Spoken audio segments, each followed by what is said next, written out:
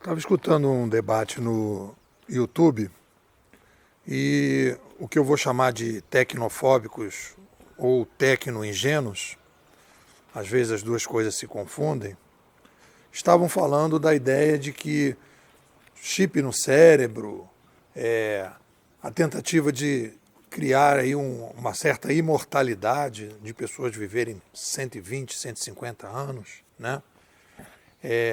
Criação de ciborgues e tal, tudo isso ia contra a natureza humana.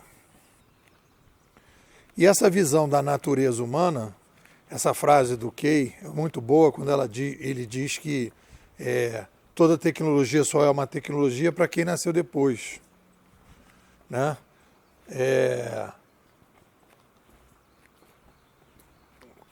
Ou seja, as pessoas naturalizam, não sei se é bem essa frase, mas as pessoas naturalizam a tecnologia, né? Quando você vai no Google, experimenta fazer isso, coloca lá tecnologia, vai aparecer câmera, né? Se você botar tecnologia, vai aparecer celular, câmeras, só as tecnologias novas. Se você botar antigas tecnologias, vai aparecer celular, câmera, mesma coisa. Que são as coisas que estão surgindo novas, que a gente passou a usar. Mas quando a gente fala de tecnologia, a gente não vê, por exemplo, que uma cadeira é uma tecnologia, uma mesa é uma tecnologia, né? A roda é uma tecnologia, a carruagem é uma tecnologia. Mas a gente naturalizou essas tecnologias. Faz parte da nossa natureza criar constantemente tecnologias e naturalizar essas tecnologias. Faz parte da nossa espécie. Isso é da nossa essência.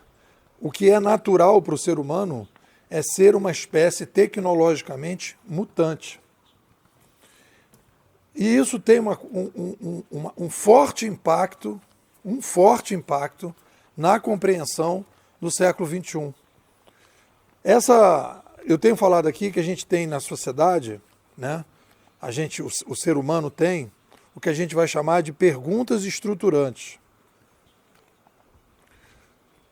Perguntas estruturantes são as perguntas filosóficas que a nossa espécie carrega, que os filósofos nos legaram, a possibilidade da gente entender, né, quais são as perguntas que têm que ser respondidas.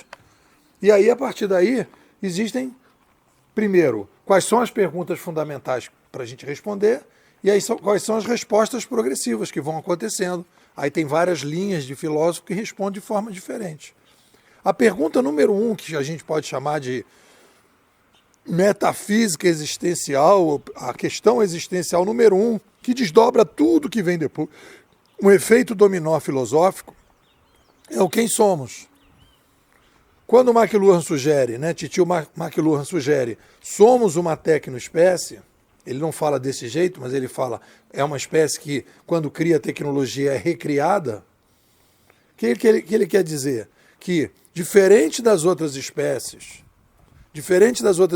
que nós, que são escravas da genética, não tem jeito. Nós somos uma espécie que tem uma independência genética.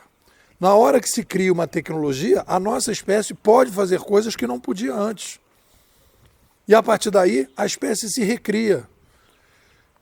Então, entender que a nossa sociedade é uma sociedade que vive não num planeta, mas num tecnoplaneta que se expande ao longo do tempo, a partir das novas ideias e das novas tecnologias. A gente vai ver isso um pouco no Marcelo Gleiser, quando ele fala de um aquário, em que o ser humano, quando ele vai conhecendo coisas, ele vai expandindo o aquário, e cada vez que ele vai expandindo o aquário, mais coisas ele tem para conhecer.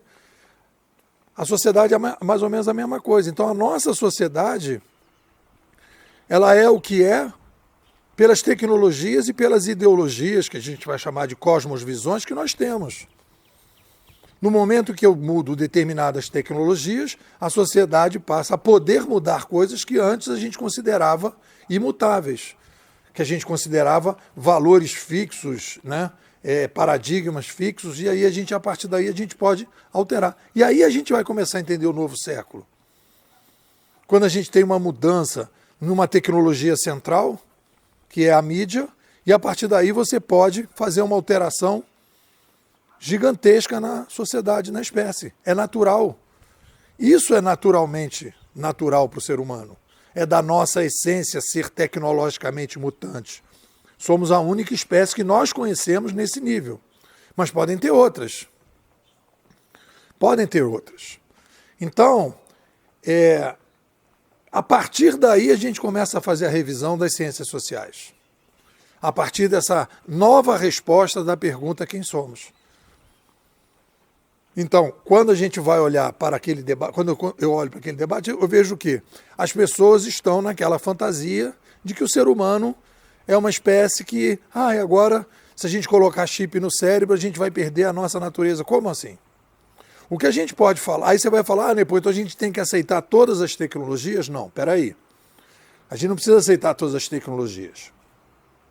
A gente pode avaliar tecnologias, porque as tecnologias sempre têm duas perninhas. Uma coisa que ela resolve um problema e cria outro.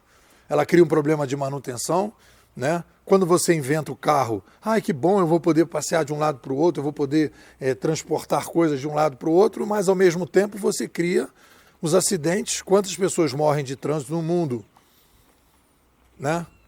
Através de acidentes automobilísticos. A mesma coisa o avião.